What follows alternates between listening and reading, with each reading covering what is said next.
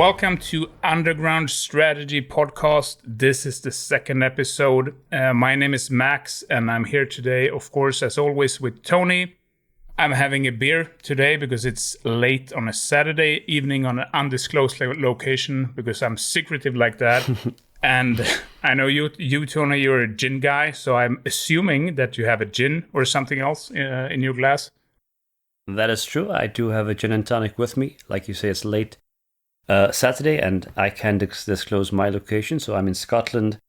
Bit of an overcast evening, what they call the har over here, which is just like the mist that comes in from the sea, and just chilling out and kicking back. I just have a question for you, Tony. When is there not an overcast evening in Scotland? Isn't that always like 99.9%? There's normally 2 days in summer, and that and that is your summer, those 2 days. Yeah. So welcome everyone. Today we're going to talk about the military and money. But before we get into that, I think it's been a long week. How has your week been, Max? It has been a long week. I had a great week. I've been doing a lot of translation work. And you have also been involved in that book, in the creation of the English version. I'm translating it to Swedish. It's a costless book, Management in Times of War. And I'm in the final stages of that. And it feels really good. It's going to be a good product. And I'm happy to wrap it up shortly. And how about you? Yeah, that is a good book. It's an interesting book, Management in Times of War, and also a good cause. So just a little shout out to Kostia, who's dedicating 24% of the proceeds to the war effort, whether directly or indirectly, or the people of Ukraine. But yeah, the week's been good. So yesterday I was at the cricket, Australia versus Scotland, the T20, and Scotland lost, unfortunately. I was supporting Scotland. And today, a very chilled one. And this week, mostly, I've been just doing a bit of research on my current book project, and then some of the work on 788, which is our main focus, and the release, which is coming up again for our listeners in mid-September. It's going to be busy period with that. I just have to break in with another question for all the cricket fans out there. I mean, I've been watching cricket on and off myself, but do you actually understand the rules? Honest, if you're honest, or are you just watching it like most other foreigners that we do? We just watch it. Nobody really exactly understands what's happening. It can be days, it can be hours, it can be nobody knows. So in my case, I've got a solid understanding. So growing up in Cape Town, I did play cricket. And so I do understand, and I also get it, right? Like the formats are different, so it's one game, but it could be 20 overs or 50 overs. Overs being basically a sequence of 6 balls being bowled, or it could be, like you were saying, a 5-day test. And after people play for 5 days, literally the whole day, and the end of that could be a draw. And one of my friends said, "Well, this is exactly why Americans will never watch this, because you can't be at it for 5 days and have a draw." So no, I get it. It's a bit of an odd one to watch and to play, because sometimes you're on the field for hours, and it's not the most active at times. But yeah, I think it's one of those. If you grow up with it, you kind of just roll with it. It's kind of an insane sport, because it's one of those things that, like, if you watch football, everybody understands what football is, how it works. There are 2 goals. There are X amount of people on each side, and the goal is to score on the other side. But cricket, it's a more acquired taste when it comes to sport. It's like watching snooker. It's like you don't understand, but it's fascinating. You just see them, shooting all the balls, and you don't know the order. You understand that there's some kind of point system, but it's just cool to watch. So yeah, I get it. I mean, I love it that you said that, Max. I think there are some people all over the Commonwealth, from India to New Zealand. I mean, those are war words that you just spoke there. But I think it's fair enough. It is a difficult thing to get one's head around. And I'll be honest, for me, when I was watching baseball in New York, I found it, I won't say similar, but it takes a while to get one's head into it. It takes quite a long time. It's kind of lots of pauses between, different plays and you have your innings, and it's weird. It's actually a weird sport. I mean, it's also weird. It takes some time. yeah, no, it's something different. No, it's something different. Okay, so you actually saved me because we agreed on today that I was going to introduce the topic, which I forgot, but you saved me and you introduced the topic.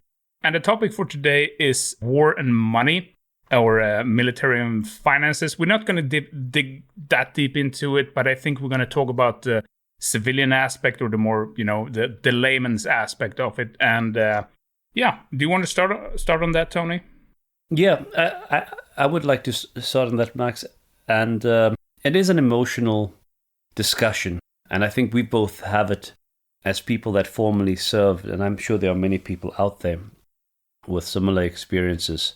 And what I find interesting about it is that there are strong opinions in different countries. So, for example, we shouldn't spend money on the military or on defense. It should go into education, into housing, into social services, etc. And when you get these arguments, as someone that's either in the military or formerly in the military or has got a passion for conflict studies, it gets told to you often as if you are the enemy. And I don't know about you, Max, but I find myself agreeing with him often. I'm like, yeah, I'm not opposed to more schools, better education, better job opportunities. I was like, I'm very much in agreement with you. And I think it's this kind of discussion where things are mutually exclusive. Like, yeah, it's this or it's that. And I think that kind of does screw it a little bit. I don't know if that's kind of your experience too. We can go into a few personal examples, but what do you think? I think that is my experience. And I mean, it's hard not to agree. And I know you and I, we wrote an article in the War Diaries. I think it was the first one we ever did. And it was just, about defense spending, and you don't want it until you need it, blah, blah, blah, all of that. And I think it's a fair point. And I have the same emotions, because if you don't have enough spending on healthcare, infrastructure, and education, that's going to create a civil war in itself, or it might. And it's hard to motivate people because usually the defense spending is about a build-up over time, right? Mm-hmm.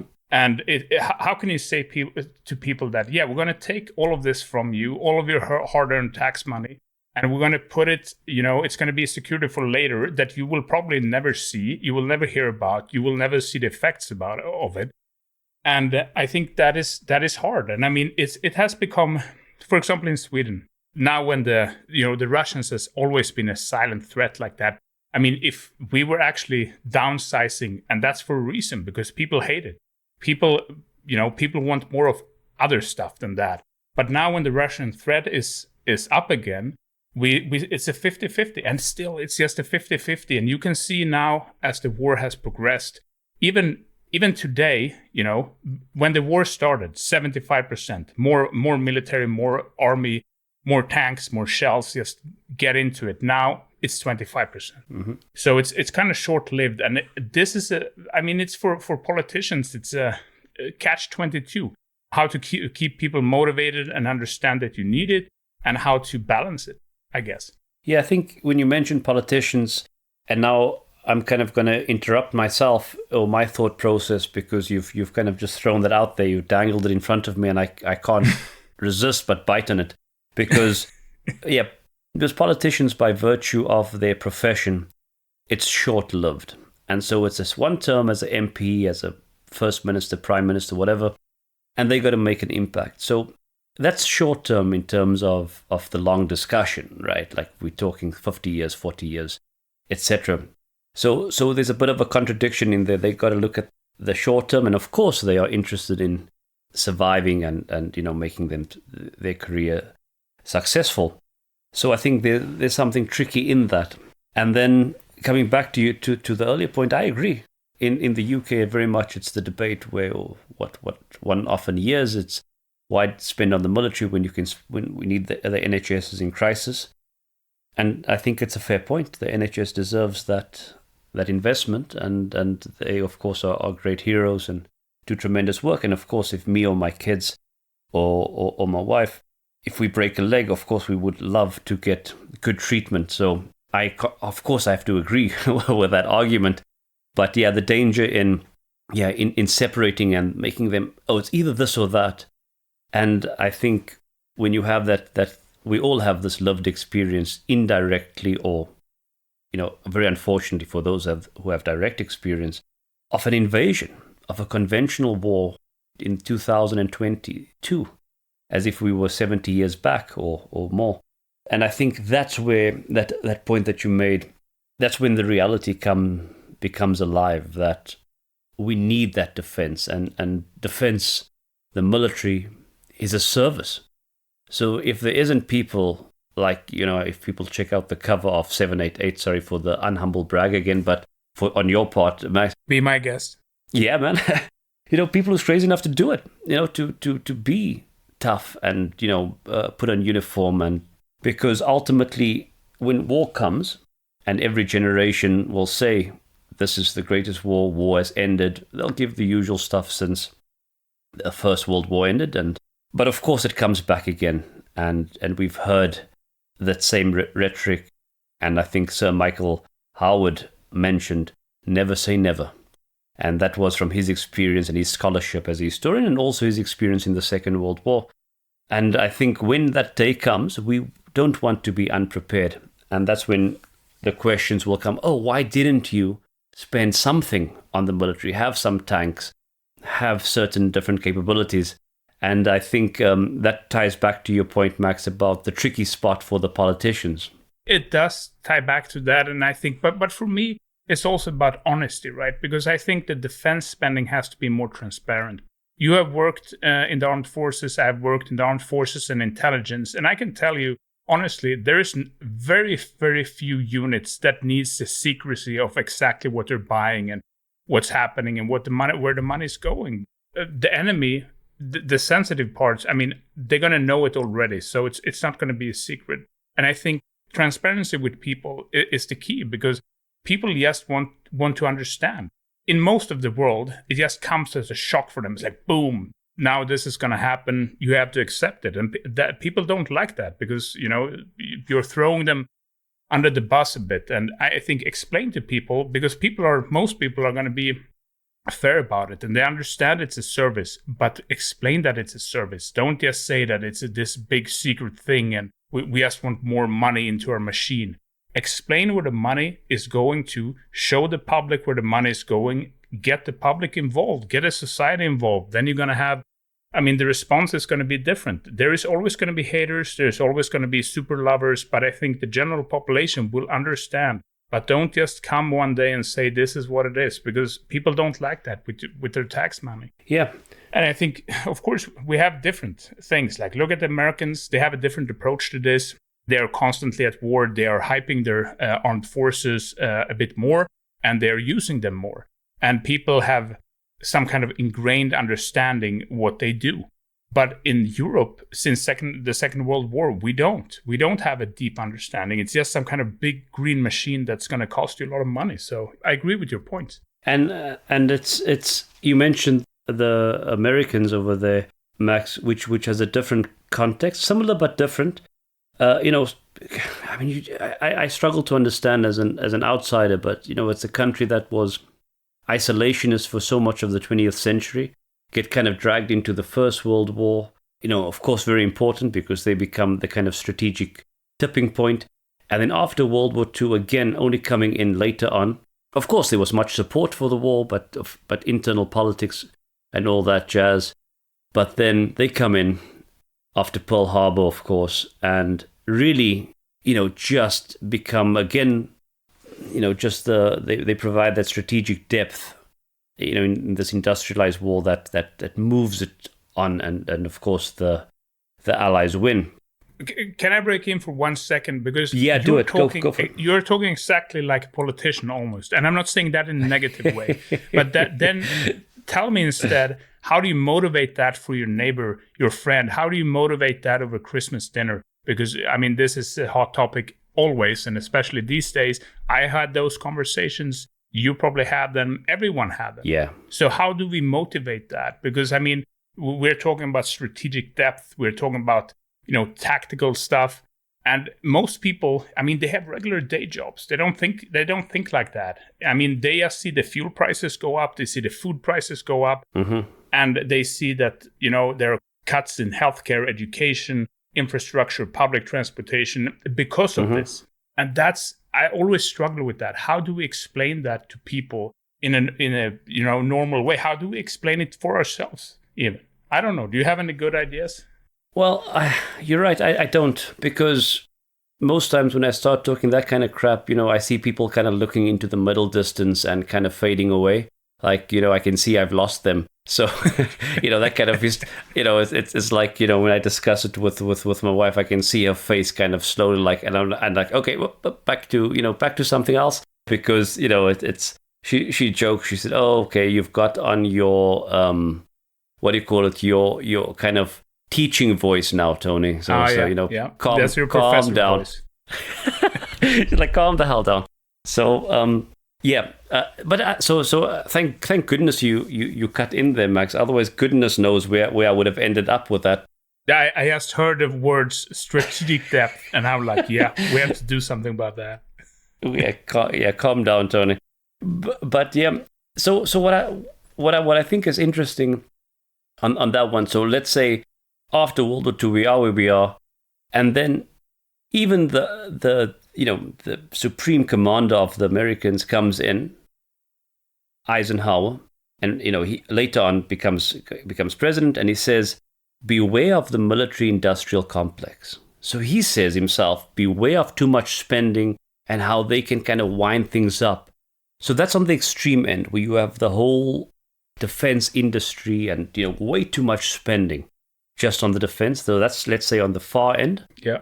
And then, of course, on the other end is no defense spending, and you become weak militarily. And then in that case, you got to beware of Putin or people like him who are not scared to invade another country. And the history has shown that. And to be fair to both sides of the coin, whether it's former Soviet or the West, because the Russians say the same of the West. They say, hang on, but didn't you guys also invade another country recently? I think it was called Iraq and then Afghanistan. So the argument goes to both sides. I don't know what you think about that, Max, but defense and spending has something to do with this, right? Yeah, I mean, you actually, now you dangled something in front of me. I mean, for me, defense spending, because as you said, you can't overdo it. One has to understand that the defense industry mostly are, they want to do profit. And that's a different game, because they would always seek profit. And often the government is involved in that. Mm-hmm. And then you can have too little of it and you're not prepared. But you also have to balance it, because you have to understand that the defense industry will always drive, new purchases, development. And that's not just because they think it's so darn fun to work on these things. It's because they make money on these things, good money. Mm-hmm. And most of their development, I mean, it's for the better. It's for actually, for the worn out phrase, the better, the greater good. But you also have to understand that they're selling a product. So it's like going to a car dealer and say, yeah, I want to buy a new car, but I also want it to be a balanced purchase that is good for me. And that's going to be hard to achieve, because there are conflicting interests, because they want to make money. The government need their services, and you don't want to put too little into it. You don't want to put too much into it. And you also have to be in the loop. For sure, if you miss out on 4, 5, 6 generations of fighter jets or Navy vessels or anything, you're going to be behind. Mm-hmm. But you also have to have some kind of, you have to be conscious about that. And I think for politicians, usually you see them, they get easily carried away with this. And that's why you need balance. So, yeah. Yeah, I think that's absolutely fair. And there has to be that balance. I think for a country that doesn't have that mechanism, like you mentioned, you've missed out on on the different iterations of a defense product or military capability or your core weaponry. You might be so far behind that an invasion from a stronger power is made easy. So in that case, most folks in that country will say, yeah, spending a bit of money is not bad. And I think we have to consider what it's like to be in a inverted commas safe country or protected by the NATO alliance versus being in a different country that doesn't have that kind of protection.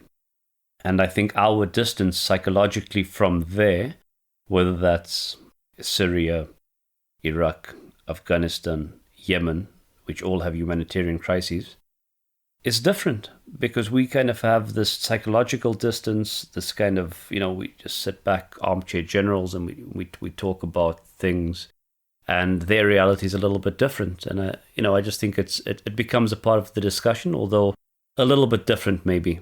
It is different, and the closer it gets to you, or the further away it is, and you have the humanitarian aspect, how much are you, how are you going to balance these things up? But I mean, it's a part of the greater discussion, and I think it's a part of something. This is something that is forming in Europe right now as we speak, because we haven't had these hard discussions in a long time. And 2022 in February 24th, that changed. Mm-hmm. So I think they're thinking hard and long about that. I think in some ways they overreacted because, at the same time, like 24 countries are starting to ordering new stuff. And that also means that, or it's not an overreaction. It basically means that we were mostly unprepared for this, but which is weird because I worked myself in intelligence for a long time. And you have departments that do nothing else than sit and look at this in a 20-year perspective. They know. They're often right. Intelligence is often right. But then they can serve this on a platter. I even served it. We said it in the beginning of the 2000s. We said it in the middle. And nobody's like, yeah, we don't have any political grounds for that right now. So, that also tells you something. When you have politicians that are too afraid to react on reality, mm-hmm.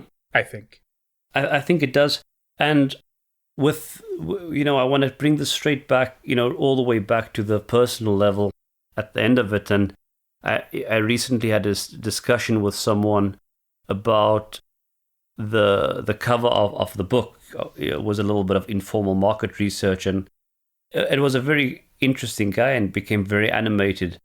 And he just let all of his emotion and thought out about how terrible the military is, how this is just a ploy to get young people into the military, how money should be spent on the health systems and the education systems and all of that.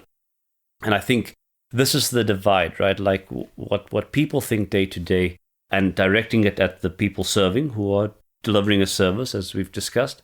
And then there's bigger geopolitical discussions that you were saying, Max, about, how many, because there was an issue even with rounds, with different types of ammunition types, with different military systems, and how that would be needed in the actual war effort.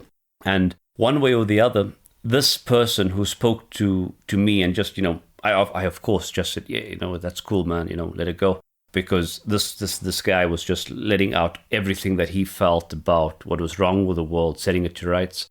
Of course, the next time I saw him, he was obviously a little bit, embarrassed. He was like, hey, listen, I just didn't, I didn't mean, and I was, of course, yeah, who am I to ask, anything of anyone? So we made our peace. But if you imagine someone like this, who's very left-leaning, etc., respectfully, they will be less inclined to support that 2% for NATO and to support these, you mentioned the intelligence picture that's clearly painted, but, it's this kind of divide or this, between the regular person on the street and these big kind of political ambitions.